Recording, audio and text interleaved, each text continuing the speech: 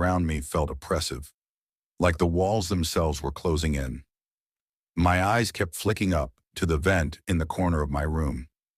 It seemed so ordinary, but I couldn't ignore the way it made my skin crawl.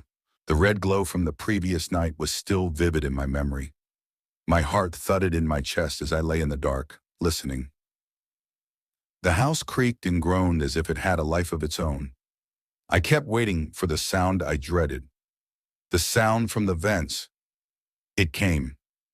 A soft scratching noise, the kind that almost made you think you were imagining it, but not quite.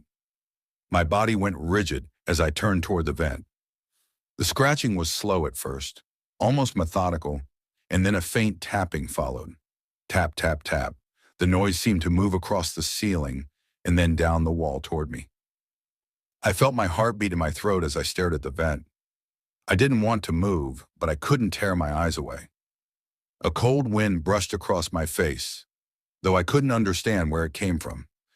The temperature in the room dropped, the hairs on the back of my neck standing on end. The scraping noise grew louder, then stopped. My breath caught as I heard something else, a whisper. It was so faint that I almost missed it. "Come closer!" My blood ran cold.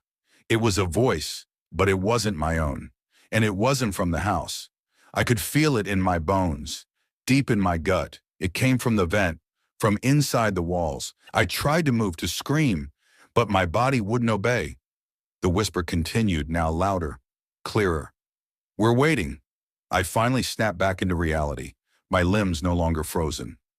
I jumped out of bed, scrambling to grab the nearest thing, a baseball bat I'd left by the door for protection, though I had no idea why I thought it would help. The whispering stopped, but the feeling of being watched intensified. My skin crawled with the sensation of something creeping just out of sight, something not human.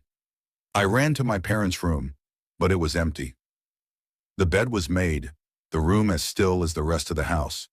Their absence sent a chill through me. I just hoped they would be back soon.